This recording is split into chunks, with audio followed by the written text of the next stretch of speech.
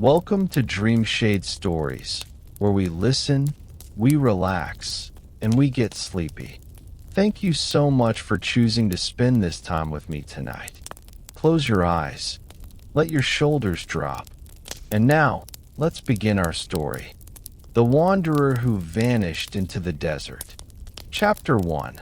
The day the sand began to whisper. The desert stretched endlessly in every direction, a vast expanse of amber and ochre that shifted with each breath of wind.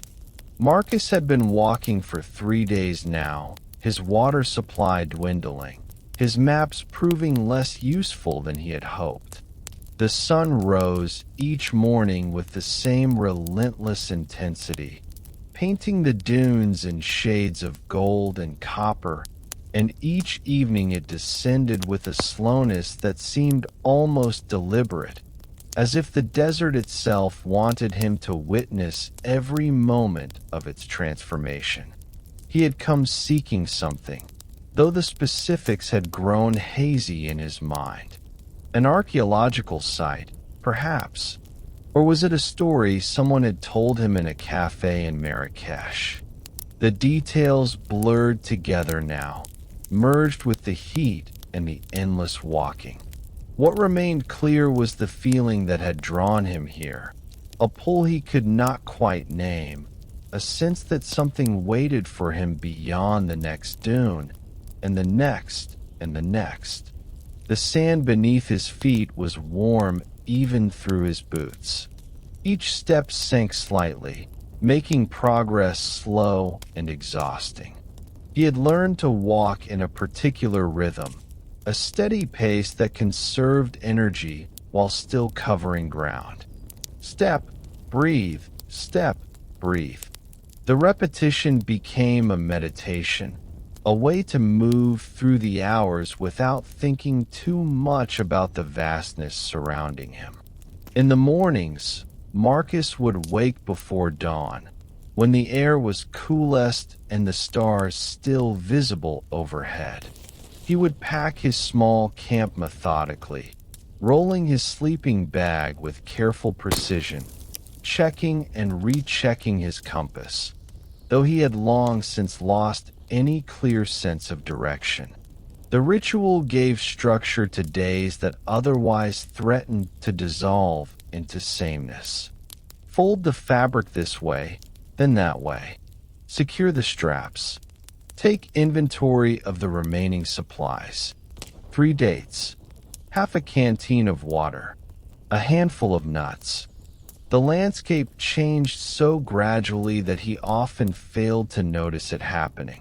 A cluster of rocks would appear on the horizon, and he would walk toward them for hours, watching them resolve slowly from abstract shapes into specific formations.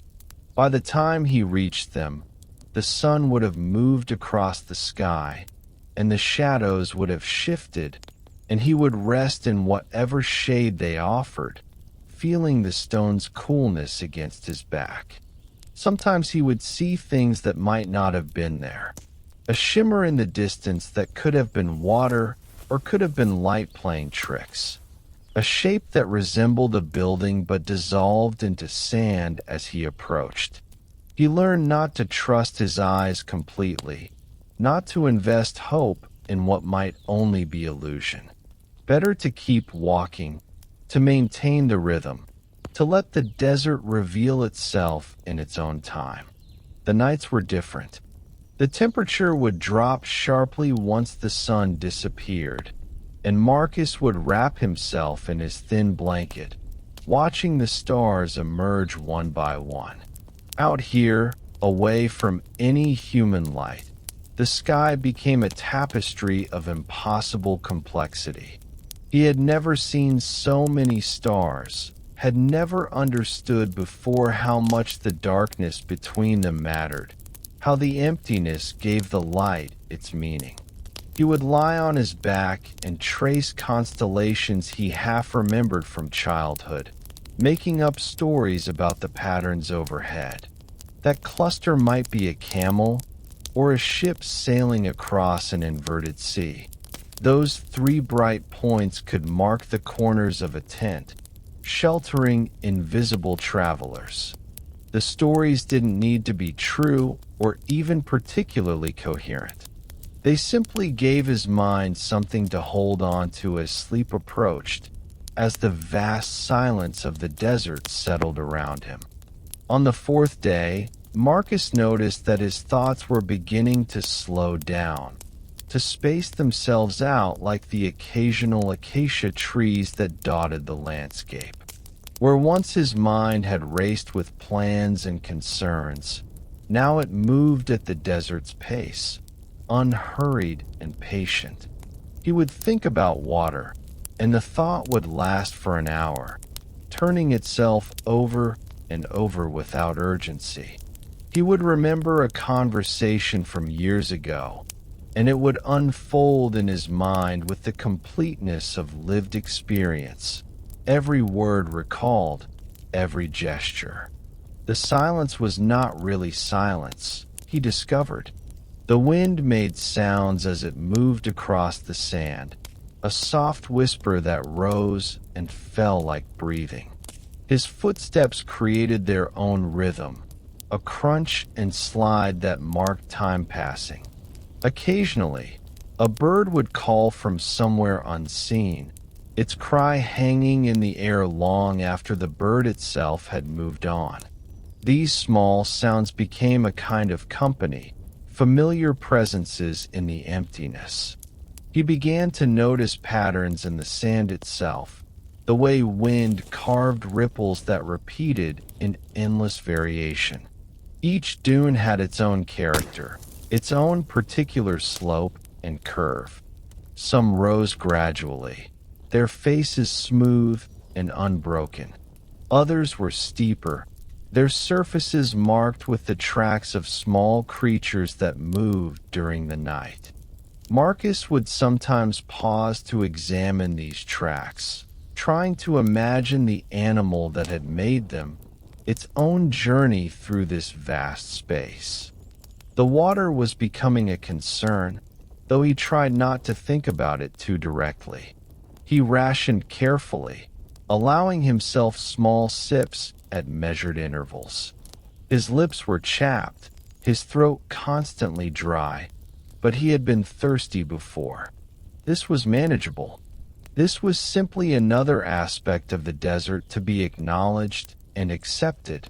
He would find an oasis, or he would reach the mountains he could sometimes see hazily in the distance, or something else would happen. The desert would provide, or it would not. Either way, there was only the walking.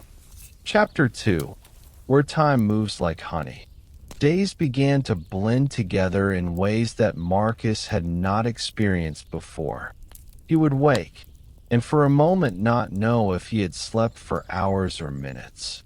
The sun would be in a particular position, but whether it was rising or setting became unclear. He developed the habit of touching his face each morning, feeling the growth of his beard to measure time's passage. The stubble had become a rough carpet, then longer, catching sand that he would brush away absently as he walked. His routine expanded to fill whatever space time offered. In the morning, or what he decided was morning, he would perform a series of stretches, moving his body through familiar patterns to maintain flexibility. The movements were slow, deliberate, each one held for long breaths. Reach forward, feel the tightness in the backs of the legs. Twist to the left, then to the right, feeling the spine rotate. These exercises became a form of conversation with his body, a way of checking in, of acknowledging the aches and pains that accumulated during each day's walking. After stretching, there was the matter of breakfast, though his supplies had dwindled to the point where breakfast meant a single date, eaten slowly, savored. He would hold the fruit in his mouth, letting its sweetness spread across his tongue before chewing, before swallowing. One date could last 15 minutes if he was patient enough. The act of eating became ceremonial, something to be done with full attention. Then came the ritual of preparing to walk. He would check his boots, examining them for any signs of wear that might become problems. He would adjust the straps of his pack, distributing weight evenly across his shoulders. He would look around at the landscape, choosing a direction based on factors that made sense to him in that moment. A promising shadow in the distance, a slope that suggested easier walking, a feeling, nothing more than intuition, that one way might be better than another. The walking itself settled into patterns within patterns. He had developed a way of breathing that matched his steps, for steps per inhale, for steps per exhale. When the terrain grew steeper, he would shorten this to 3 and 3. On rare flat sections, he could extend it to 5 and 5. The breathing gave structure to the movement, made the hours pass in measured segments. Marcus had stopped expecting to see other people. The last sign of human presence had been days ago, weeks ago. He could not be certain. A piece of cloth caught on a thorn bush, sun-bleached to the color of bone. He had examined it carefully. This evidence that someone else had passed this way had left this small mark on the landscape. The cloth had disintegrated when he touched it, crumbling to nothing, and he had continued walking. Now he looked for other markers instead. The way shadows fell across certain rocks at certain times of day. A formation of stones that resembled, from one angle, a seated figure. These became his landmarks, his way of measuring progress through a landscape that otherwise seemed to repeat endlessly.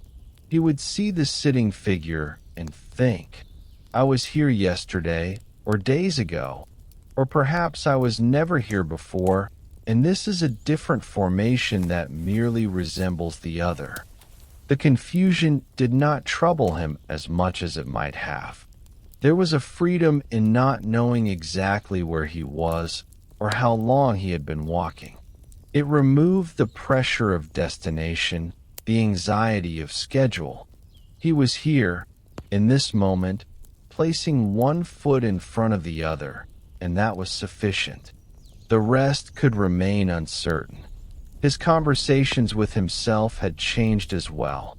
At first, he had talked aloud frequently, narrating his actions, working through problems, maintaining the habit of speech. But gradually these monologues had faded into something quieter, more internal. Now when he spoke, it was usually to comment on something immediate and present. That cloud looks like rain, he might say, his voice rough from disuse. Or, the sand is softer here. Simple observations that required no response. Sometimes he would sing old songs from childhood that surfaced unexpectedly from memory. He did not remember deciding to sing them. They would simply begin, his voice carrying the melody across the empty spaces. The songs were never complete. He would remember the first verse and the chorus, but the middle parts remained lost, and he would hum those sections, filling in the gaps with wordless sound. The singing felt good, felt like a connection to something beyond the immediate present.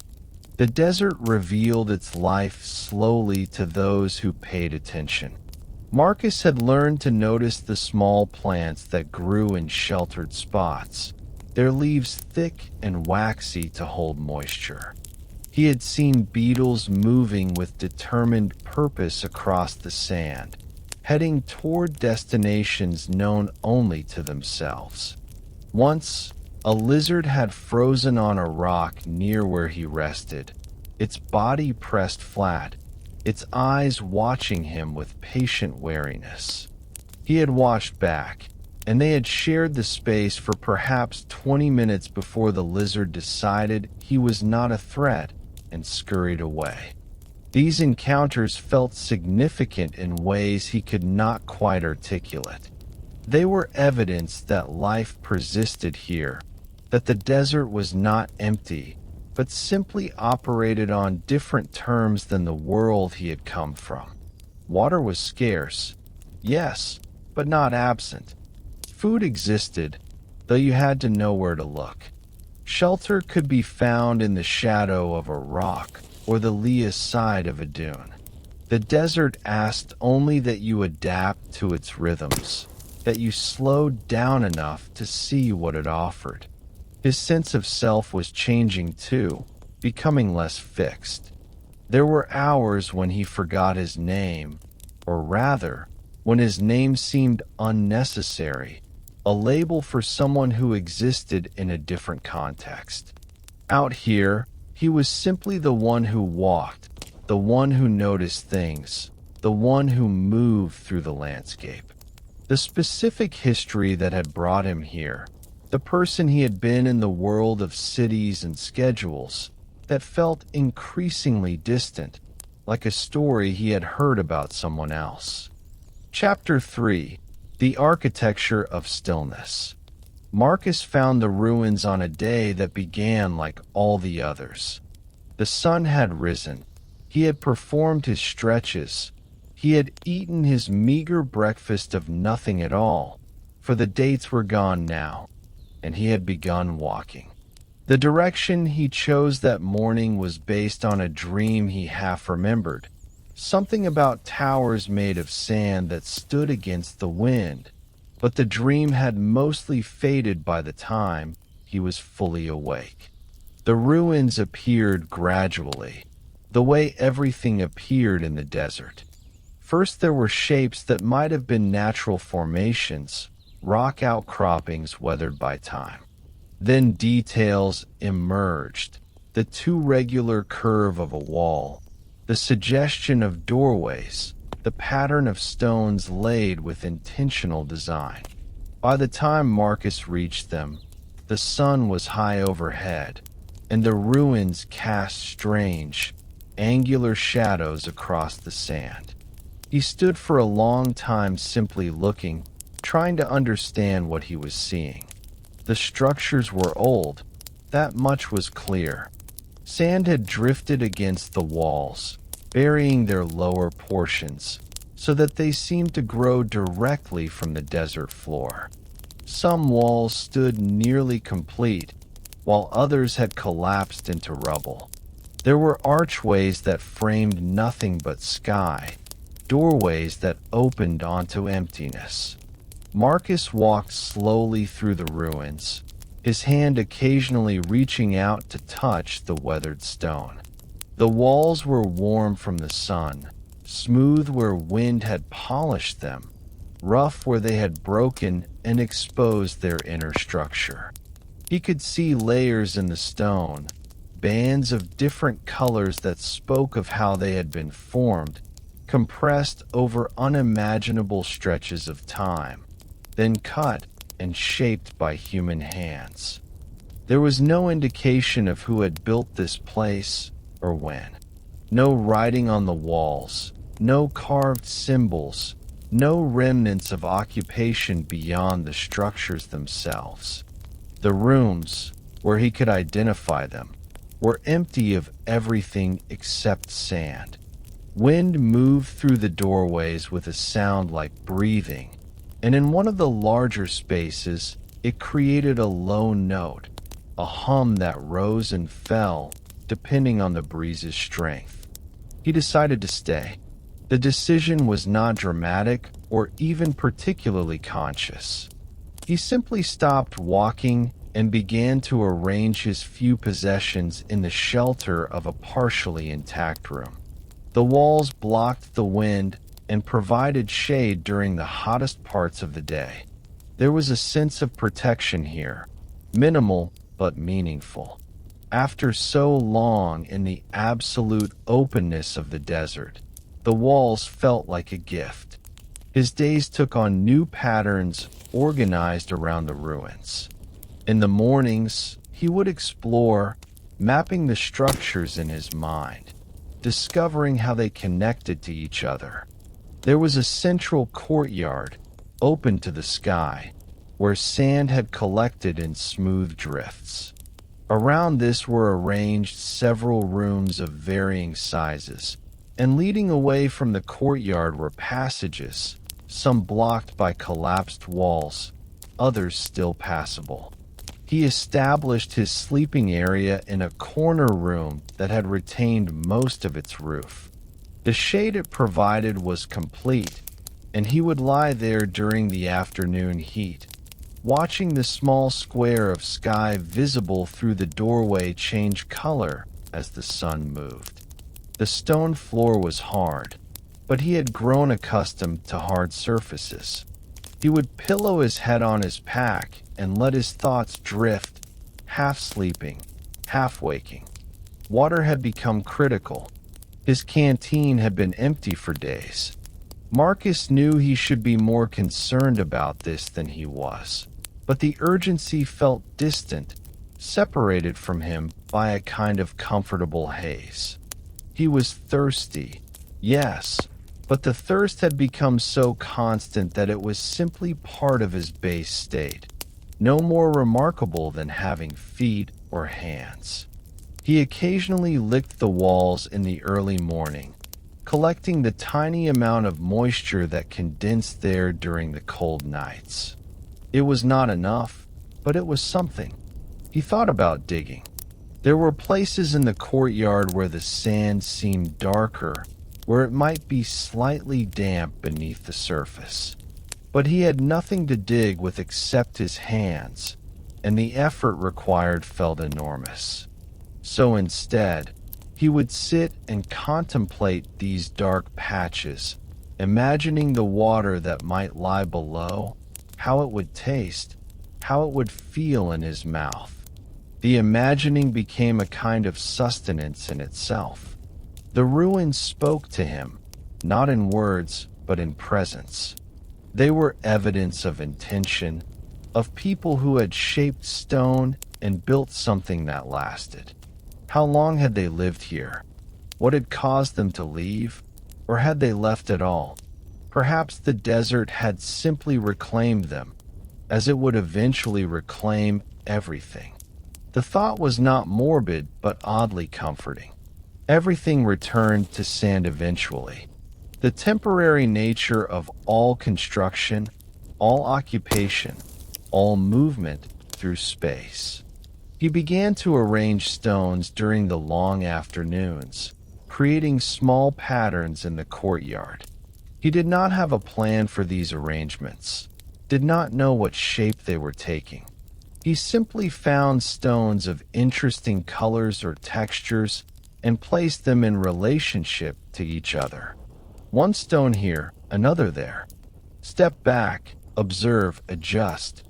The activity filled hours, required no supplies, and produced something that had not existed before, even if that something had no particular purpose or meaning.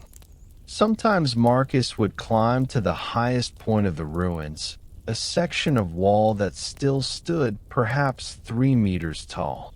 From there, he could see the desert stretching away in all directions, unchanging and immense.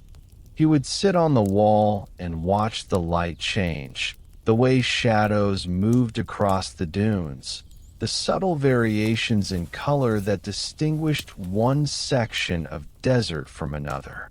The watching became an activity in itself, something that required his full attention and gave a shape to the passing hours. His body was changing.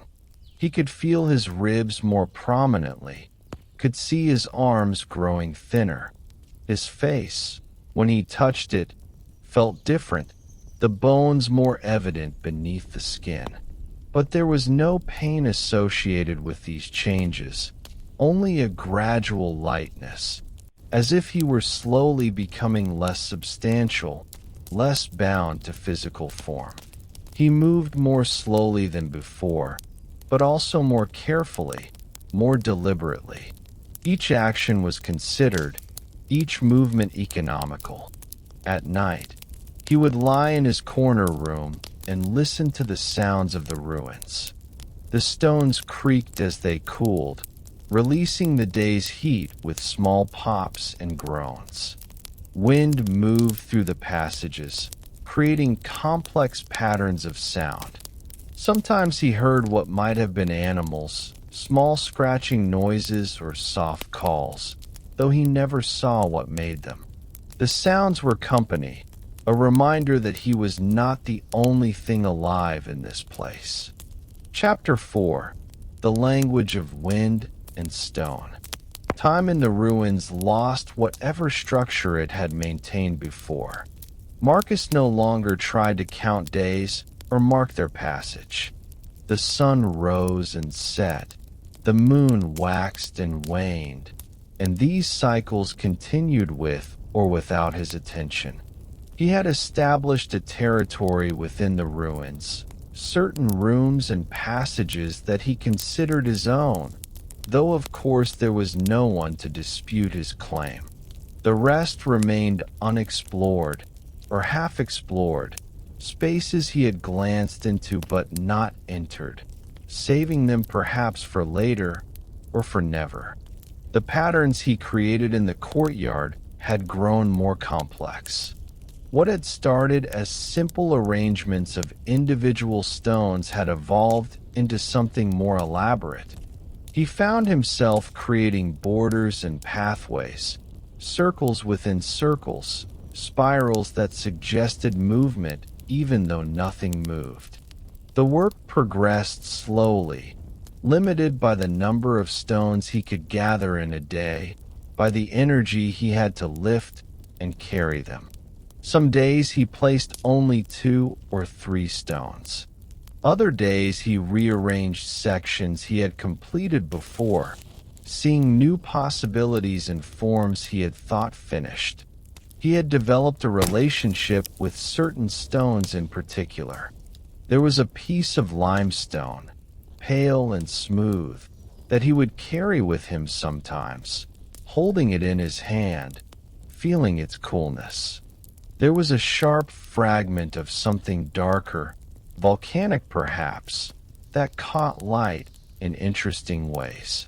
These stones became talismans of a sort, objects that focused his attention, that gave him something to hold on to when the vastness of the desert threatened to dissolve all boundaries. The hunger had passed through several stages. At first it had been an acute discomfort, a demanding presence that dominated his thoughts. Then it had become background noise, constant but manageable. Now it had transformed into something else entirely, a kind of clarity. His mind felt sharp in unexpected ways, capable of following thoughts to conclusions that had always eluded him before. He could spend an hour contemplating a single question, turning it over, examining it from every angle, arriving at understandings that felt profound even if he could not articulate them. Water remained absent. The morning condensation on the walls had decreased, or perhaps he had simply licked clean the areas where it formed most readily. He had given up the idea of digging. Instead, he had developed a practice of sitting very still during the coolest hours, breathing slowly, imagining water so completely that it became almost real in his mouth. The imagination was not satisfying in any physical sense, but it provided a form of occupation, a way to engage with the need without acting on it. The wind spoke in different voices depending on its speed and direction. Marcus had learned to recognize these voices, to understand what each one meant. The low moan that came from the east in the early morning. The sharp whistle from the north that usually preceded a storm. Those storms themselves were rare, brief disruptions that left the landscape essentially unchanged. The gentle sighs that moved through the ruins during calm afternoons, barely moving the sand, just enough to remind him that air itself had substance and weight. He had begun to have conversations with the ruins, addressing them directly during his explorations. This was a storage room, he might say, to an empty space, though he had no actual knowledge of its original purpose. Someone stood here in the doorway, looking out at the desert, feeling the same sun I feel now. The conversations were one-sided, but they felt important, a way of acknowledging that this place had once been inhabited, that the stones remembered even if they could not speak. Sometimes Marcus would try to remember his life before the desert, the person he had been, the reasons he had come here. The memories were fragmentary, images without context. A city street at night, wet with rain. A woman's face, her name gone, only the memory of warmth when she smiled. A room with books, though he could not recall what he had read there. These fragments floated through his consciousness without connection, like scenes from someone else's story. He had moments of wondering whether he was dying, whether this increasing sense of distance from his body indicated some final process beginning. But the thought did not frighten him. If this was dying, it was slow and gentle, a gradual fading rather than a violent cessation. And in any case, the distinction between living and dying seemed less meaningful out here, where everything was in constant transition, where stone became sand, and sand became stone again over timescales too vast to comprehend. The patterns in the courtyard had taken on a structure he recognized from somewhere, though he could not identify the source.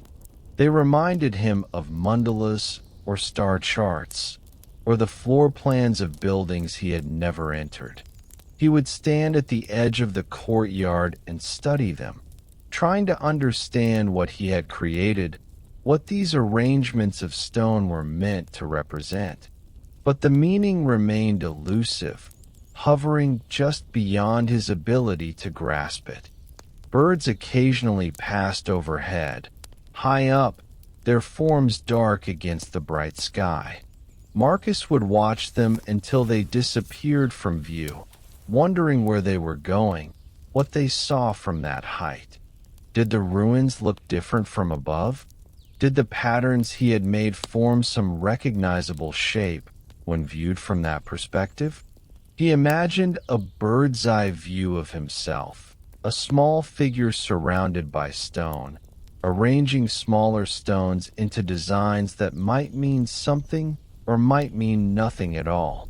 The nights had grown colder, or perhaps his body had simply lost the ability to retain heat efficiently. He would wrap himself in his blanket, which was now more holes than fabric, and lie shivering until exhaustion brought sleep. The dreams that came during these cold nights were vivid and strange, full of water and green growing things, of people whose faces shifted and changed, of buildings that stretched impossibly high. He would wake from these dreams feeling confused about where he was, needing several moments to remember the ruins, the desert, the life he now lived. Chapter 5, where the horizon holds its breath. The seasons changed, though Marcus could not have said which season arrived or departed. There were periods of greater heat and periods of less heat. There were times when the stars seemed brighter and times when dust in the atmosphere made them dim. The moon continued its reliable cycle, full then dark then full again, a calendar written in light and shadow that he no longer tried to interpret. He had stopped working on the stone patterns in the courtyard. not from any conscious decision, but simply because the work had reached some natural conclusion, or because he had lost interest, or because his body no longer had the strength for it. The patterns remained, though, slowly being softened by wind-blown sand, gradually returning to the desert from which they had been momentarily distinguished. His territory within the ruins had contracted. Where once he had roamed through all the accessible spaces, now he moved primarily between his sleeping corner and the courtyard, occasionally venturing to the high wall to look out at the desert. Each journey, even these short ones, required planning and rest periods. He would prepare himself mentally before standing, would move slowly and carefully, would stop frequently to catch his breath. The condensation on the walls had ceased entirely, or he had forgotten to check for it. His lips were cracked deeply, his tongue thick and unwieldy in his mouth. But the discomfort of thirst had transformed into something else, a sensation that was almost sweet, as if his body had begun producing its own form of relief, some chemical response to extremity that created an illusion of comfort. He spent more time lying down now, watching the patterns of light that moved across the walls and ceiling of his corner room. The sun would find gaps in the ruined roof and project beams that traveled slowly through the space as the hours passed. He would follow these beams with his eyes, noting where they fell at different times, what they illuminated, how the dust moved through them in lazy spirals. Sometimes he would hear voices, conversations carried on just beyond his hearing. He understood that these were not real, that his mind was creating them from memory and loneliness and the particular chemistry of deprivation.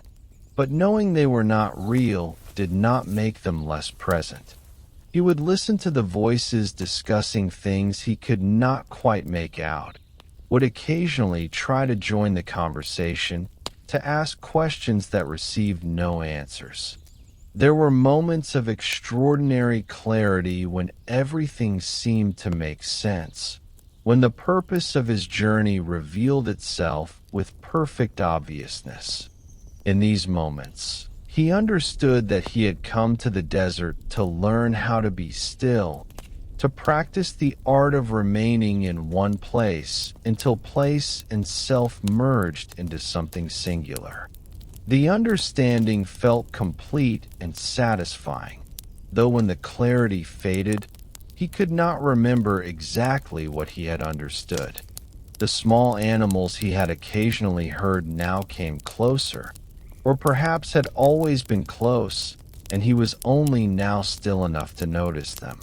A mouse-like creature would sometimes appear in the courtyard at dusk, moving in quick bursts across the sand, pausing to investigate bits of debris. Birds would land on the walls, their feet making tiny scratching sounds on the stone. These visitors gave shape to the days, marked certain hours as the time when the mouse appeared, when the birds called to each other. Marcus had long conversations with these visitors, explaining to them his theory of the ruins, his understanding of why he had stayed, his appreciation for their company. The mouse never seemed bothered by his voice, would continue its investigations while he spoke. The birds would sometimes cock their heads, as if considering his words, before flying away to their own business. His beard had grown long enough that it fell across his chest when he looked down.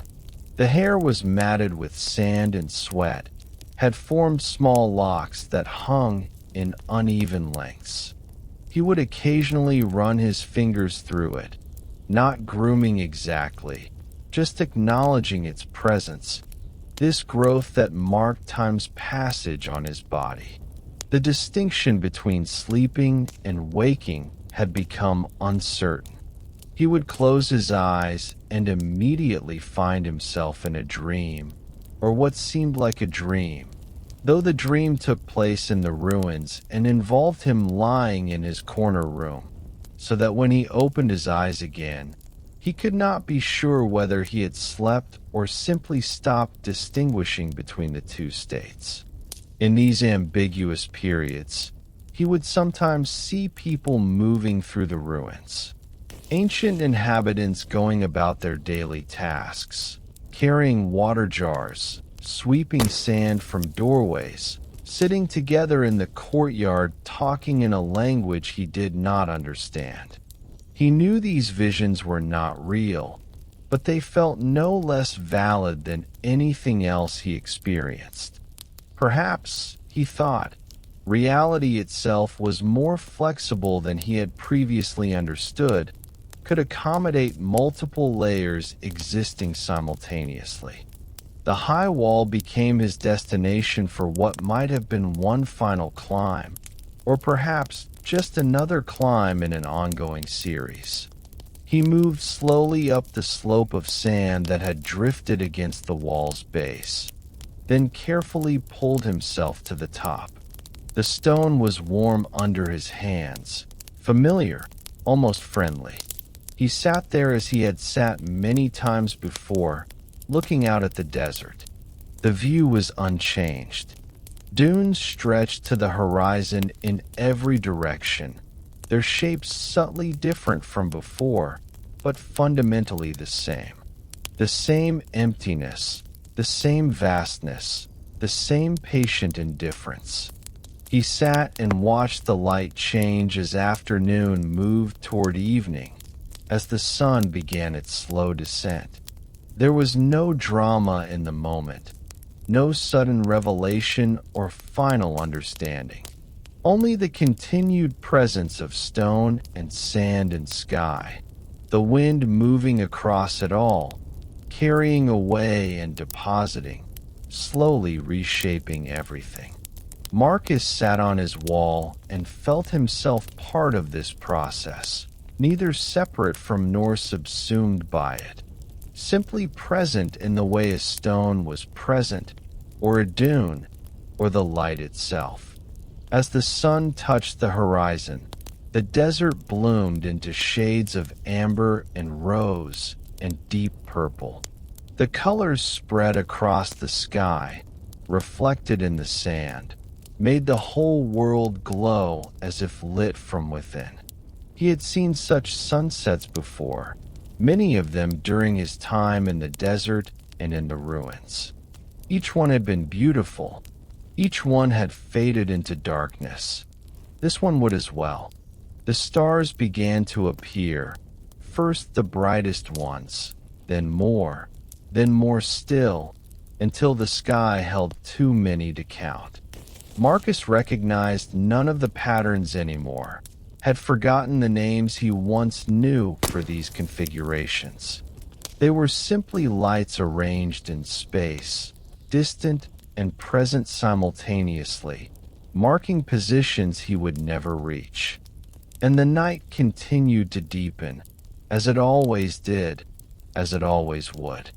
The ruins settled into darkness, their walls invisible except as suggestions against the star-filled sky. The wind shifted to its evening voice, cooler now, carrying with it the whispers of sand moving across sand.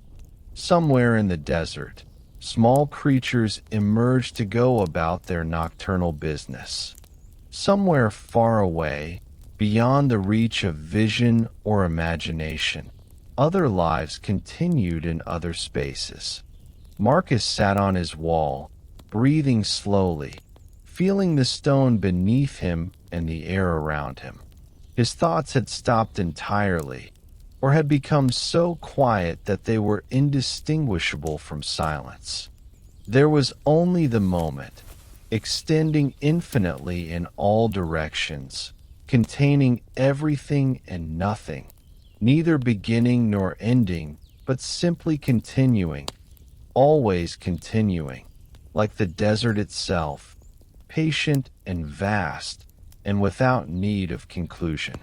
And the darkness spread its gentle covering over everything, erasing distinctions, softening boundaries, until what remained was only presence itself, unmarked and unnamed, dissolving slowly into the greater silence that held all things within its patient embrace. Chapter 6: The Memory of Water.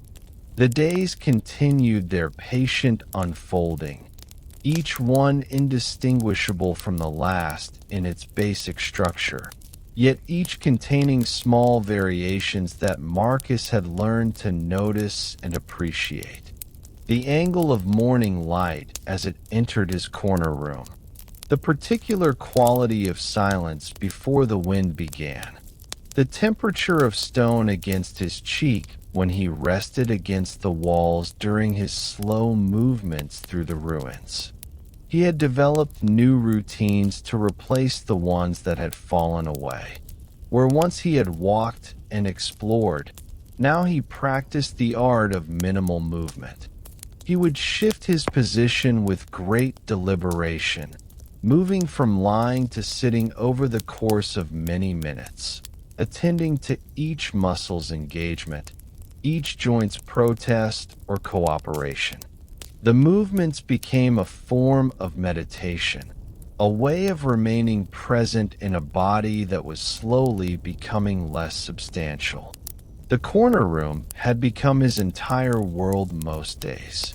From his position on the floor, he could see a rectangle of sky through the doorway, and this rectangle contained enough variation to occupy his attention for hours.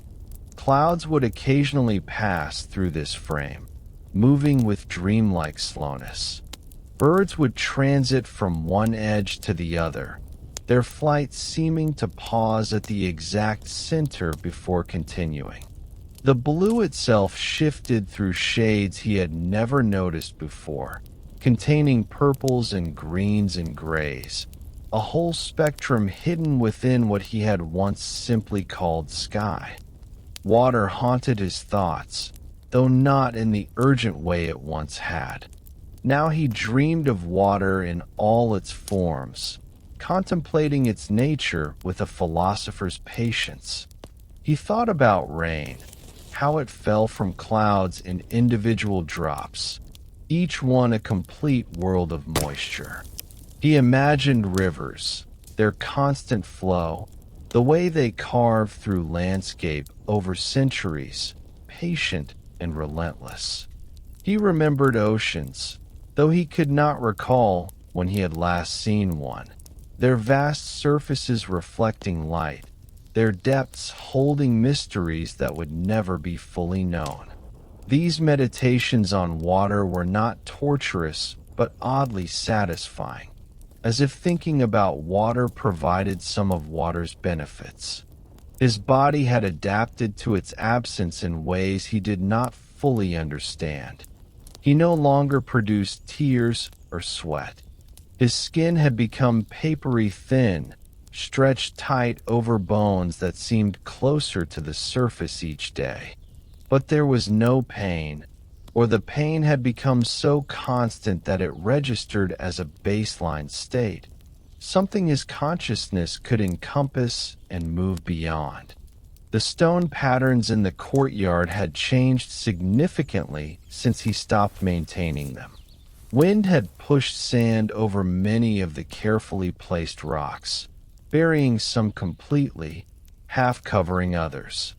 The shapes he had created were dissolving back into randomness, or perhaps into a different kind of order, one imposed by natural forces rather than human intention.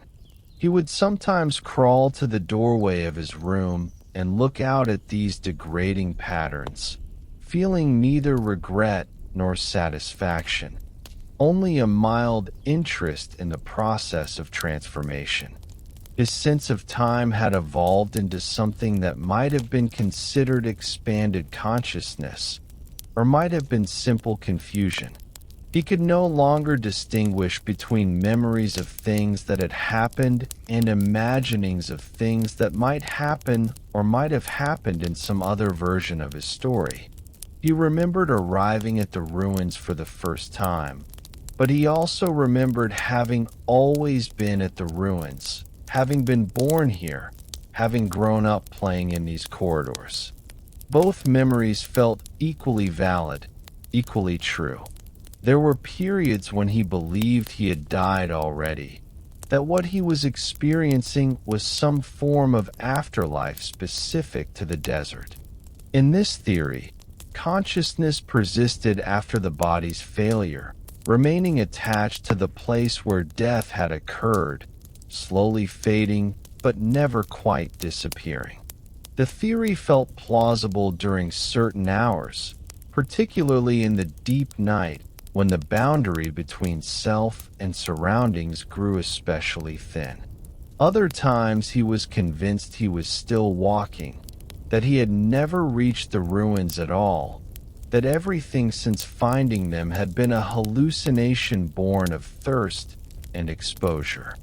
In this version, his body was still moving mechanically across the dunes while his mind constructed this elaborate fantasy of shelter and rest.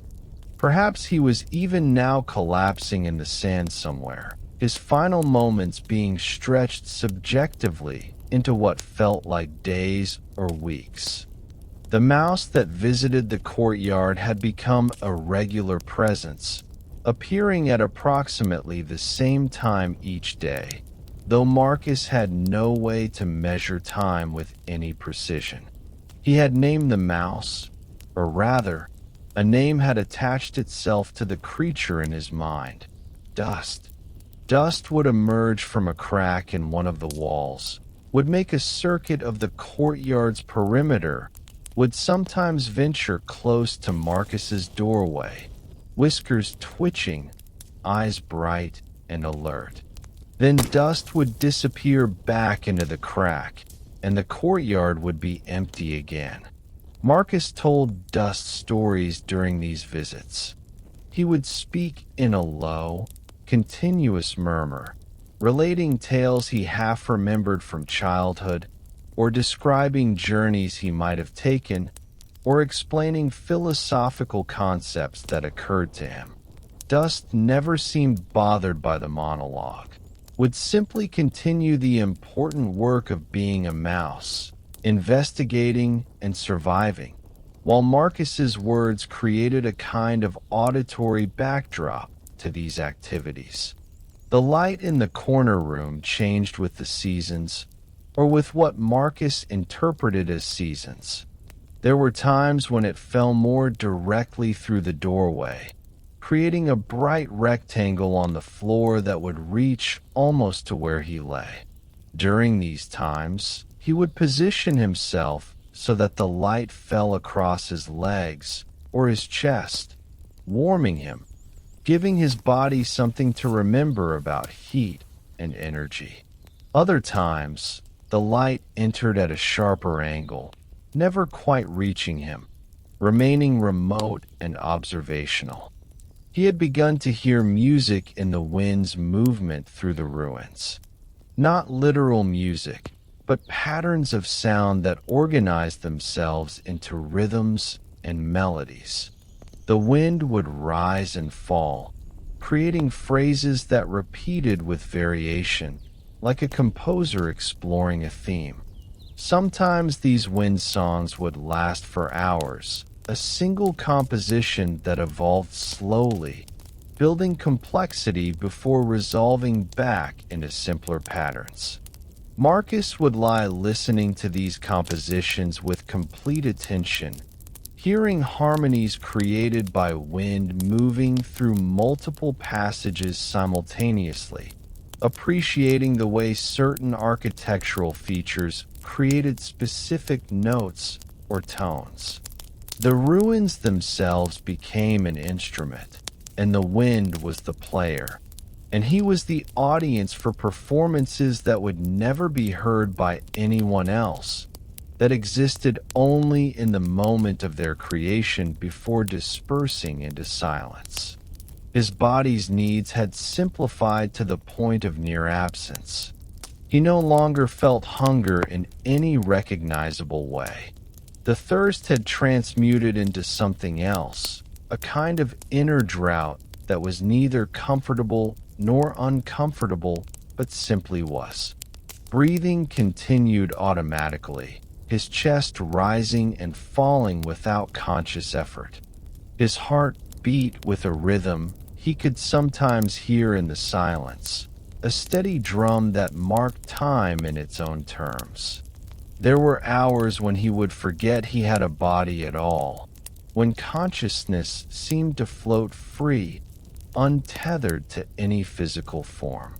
During these periods, he would experience the ruins from multiple perspectives simultaneously. He was the stone walls feeling the sun's warmth. He was the sand drifting slowly through doorways.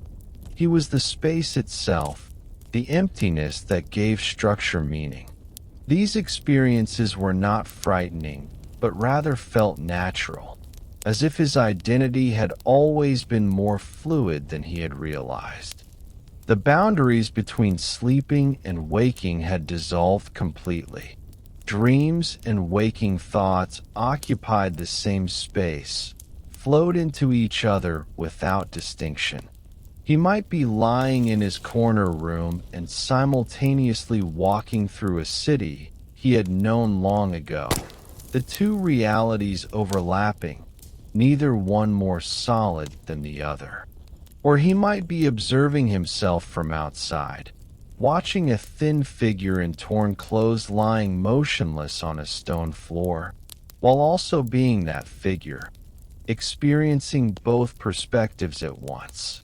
Dust had brought a companion to the courtyard, or perhaps there had always been two mice and Marcus was only now capable of distinguishing them. The second mouse was smaller, lighter in color, and more cautious.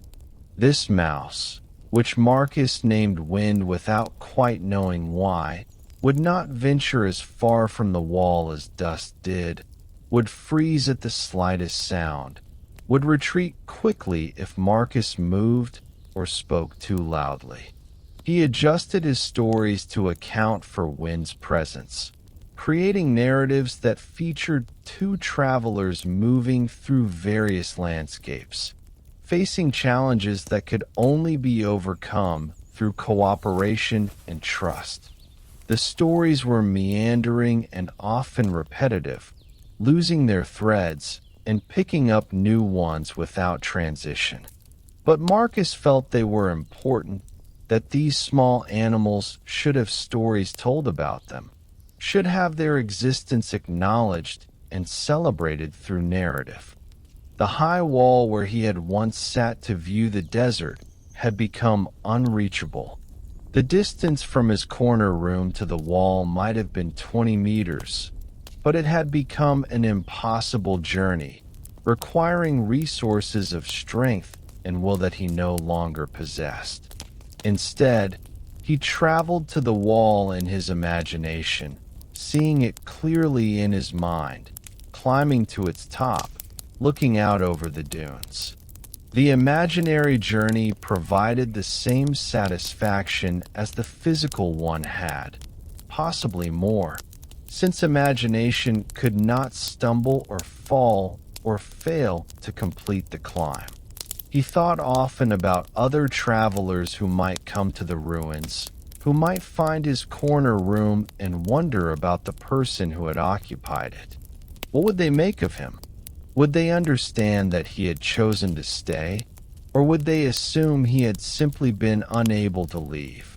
Would they see the remains of the stone patterns in the courtyard as evidence of madness or of some deeper purpose? The questions interested him without troubling him. Their opinions, whatever they might be, belonged to a future he would not inhabit. The stars through the doorway were becoming familiar again, though not in the way they had been familiar before.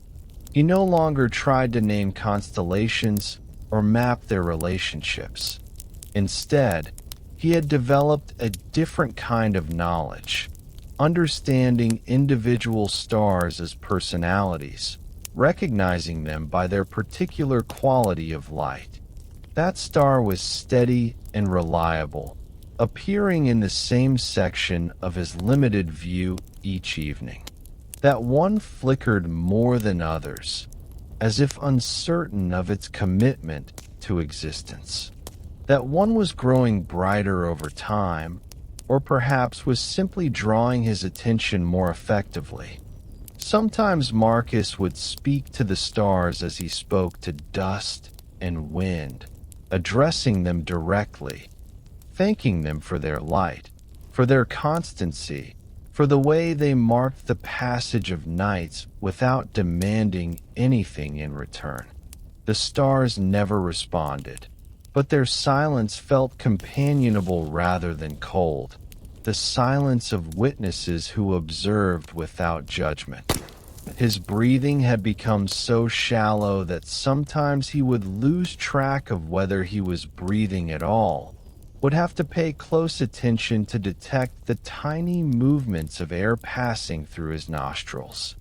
The breaths were spaced far apart, with long pauses between them, pauses that stretched so long he would occasionally wonder if the next breath would come, and then it would come, and the wondering would begin again. The corner room had accumulated small deposits of sand in its corners, wind-blown grains that had found their way through cracks and over the partial walls. Marcus would watch these accumulations grow microscopically, would notice when a tiny dune had formed in one corner, would observe how the sand arranged itself in miniature ripples that mirrored the patterns of the larger desert outside. He was witnessing the same processes that had half-buried the ruins themselves, that would eventually bury them completely, given enough time. Time itself had become something he moved through rather than something that passed. He was not waiting for anything, not anticipating any change or resolution. The present moment extended infinitely in all directions, containing everything that had ever happened and everything that would ever happen, all of it accessible simultaneously if he simply knew how to attend to it properly. Past and future were revealed as constructs, useful fictions that organized experience but did not reflect any fundamental reality. And so the days and nights continued their ancient rhythm, the sun rising and setting somewhere beyond his limited view, the moon cycling through its phases, the stars wheeling slowly overhead. The ruins stood patient and unmoved, sheltering him as they had sheltered others before, as they might shelter others after, until eventually they too would return to sand, and the sand would drift into new formations, and the whole patient process would begin again in forms that could not be predicted or imagined, but would certainly emerge, because emergence was the desert's fundamental nature, its ongoing practice, its endless variation on themes of transformation and return. Chapter 7: The Mathematics of Silence. Consciousness had become something thin and intermittent, like clouds drifting across a pale sky, gathering briefly into recognizable forms before dispersing into formlessness again. Marcus existed in the gaps between thoughts, in the spaces where identity loosened its grip and something else emerged, something that had no name and needed none. The corner room remained constant even as his experience of it transformed. The walls that had once seemed solid now appeared almost translucent, as if he could see through them to other rooms, other times, other versions of the ruins where different figures moved through their own slowly dissolving stories. These visions came without warning and departed without ceremony, overlaying his present moment with past or future or simply other. He had stopped distinguishing between his own memories and stories he might have heard or invented. There was a memory of childhood, playing in a garden where water fell from a fountain, the sound of it musical and constant. But whose childhood? His own, or someone else's? Or a fictional child who had never existed except in imagination? The memory felt real regardless, as real as the stone beneath him, perhaps more real since memory engaged emotion in ways that physical sensation no longer could. Dust and wind continued their visits, though Marcus was no longer certain whether they were actual mice or projections of his need for company. Consciousness creating companions from pattern and light. It did not matter. If they were real, he appreciated their presence. If they were hallucinations, he appreciated the creativity of his deteriorating mind, its determination to provide company even as it disintegrated. Either way, he would watch them move through the courtyard, would whisper his rambling stories, would feel grateful for the sense of connection they provided. The wind through the ruins had developed what Marcus perceived as intentionality, as if it were trying to communicate something specific.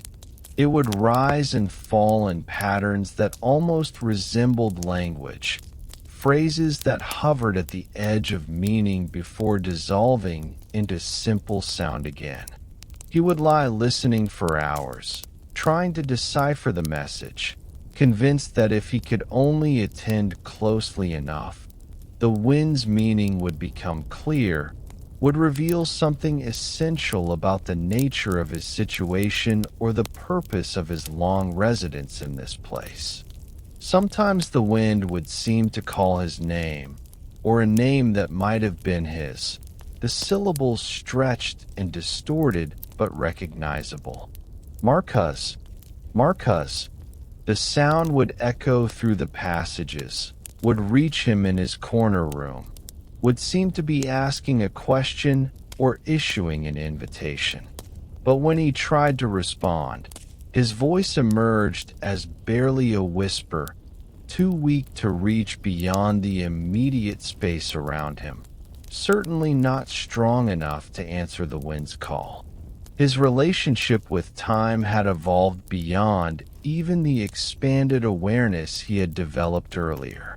Now time seemed to move in multiple directions simultaneously, or perhaps did not move at all, but simply was, a vast landscape through which consciousness could wander freely, unconstrained by the usual progression from past to future.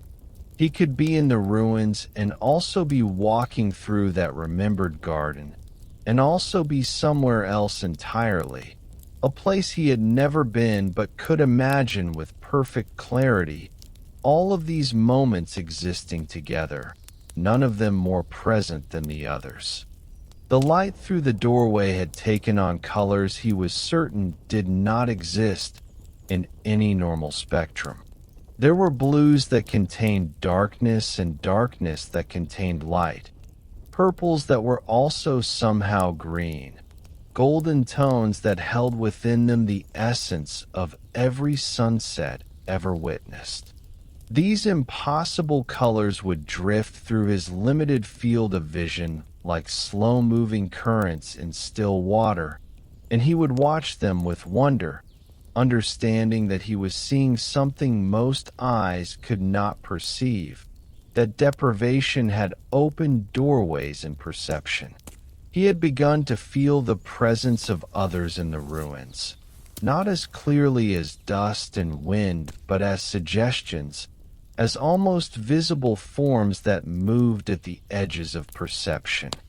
These presences were neither threatening nor comforting, but simply were fellow occupants of the space going about their business in whatever dimension they inhabited. Sometimes he would sense them passing through his corner room, would feel a subtle change in the air, a shift in the quality of silence, and would know that someone or something had shared his space for a moment before moving on. His body had become irrelevant, a collection of sensations that occasionally demanded attention but mostly existed at a distance, like a garment he had once worn but had now largely forgotten. He could not remember the last time he had moved deliberately, had shifted his position or adjusted his limbs. Perhaps he moved sometimes without being aware of it, responding to discomfort too subtle to register consciously. Or perhaps he had achieved perfect stillness, had become as motionless as the stones around him. The stories he told to dust and wind had become strange and abstract, no longer following any narrative logic. He would describe colors that did not exist, would speak of travelers who moved through landscapes made of music, would explain mathematical concepts he did not understand, but that his voice articulated with apparent confidence. The words would emerge from him as if from some other source, using his voice but expressing ideas that felt foreign to whatever remained of his conscious mind. There were periods of absolute clarity when he understood everything with perfect certainty. In these moments, the purpose of his journey became obvious. The reason for his long stay in the ruins revealed itself with crystalline precision. He had come to the desert to learn how to dissolve, to practice the art of gradually releasing attachment to form and identity until nothing remained but awareness itself, pure and unencumbered. The understanding felt profound and complete, though when these moments of clarity passed, he could not recall exactly what he had understood, only that understanding had occurred. The dreams that came during his increasingly long periods of unconsciousness were no longer distinguishable as dreams. They felt like memories of things he was currently experiencing or experiences he was having in some parallel present. He would be swimming through water thick as honey, moving through a medium that resisted but ultimately allowed passage. Or he would be sitting in a room filled with people all talking simultaneously, their voices creating a symphony of human sound that contained more meaning than any individual conversation could convey. Sometimes in these dreams that were not dreams, he would encounter figures who seemed to know him, who would approach with expressions of recognition and greeting. They would speak in the wind's language, in patterns of sound that felt like meaning but never quite resolved into words. He would try to respond, would open his mouth and produce sounds of his own, and sometimes these sounds would create visible shapes in the air between them, geometric forms that hung briefly before dissipating like smoke. The stars had multiplied beyond counting, or perhaps his perception had sharpened to detect stars too faint for normal vision.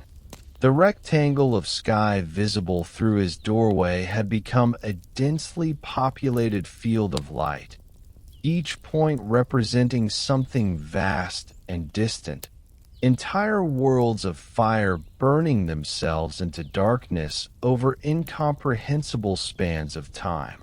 He was seeing the past, understanding that the light reaching him had traveled for years or centuries to arrive at this exact moment, that he was witnessing stellar history, the record of events long since concluded but still propagating outward at the speed of light.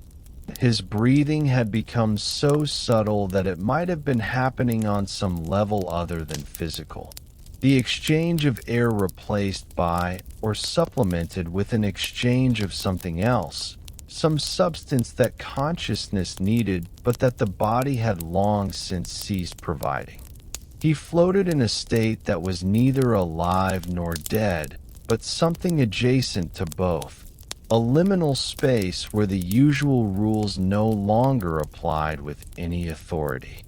The corner room was simultaneously growing larger and smaller. It would expand until the walls seemed infinitely distant, until he was lying in a vast space that contained entire landscapes, whole cities, the accumulated debris of civilizations. Then it would contract, the walls pressing close, the ceiling lowering until he felt enclosed in a space barely larger than his body. These fluctuations felt natural, appropriate, as if the room were breathing along with him, its substance as responsive to consciousness as his own dissolving form. Marcus had long since stopped being surprised by anything he experienced. Surprise required a stable reference point, a sense of normal against which the abnormal could be measured, and he no longer possessed such stability. Everything that happened simply happened, each phenomenon equal in its reality to every other phenomenon. The distinction between possible and impossible had lost its meaning, leaving only the vast field of experience, undifferentiated and complete. The presence of water, though still absent physically, had become overwhelming psychologically. He could taste it constantly, could feel its coolness in his mouth, could sense its weight as if he were submerged in it completely. The sensation was not tormenting, but rather sustaining, as if his consciousness had learned to extract nourishment from imagination itself, had found a way to survive on desire transformed into perception.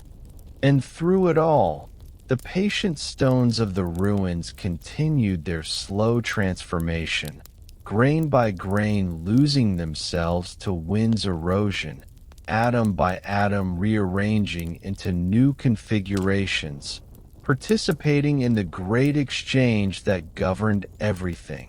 The constant give and take between form and formlessness, between structure and chaos, between the momentary and the eternal, all of it happening simultaneously, all of it accessible to awareness patient enough to simply watch and wait and witness without needing anything to change or resolve or conclude.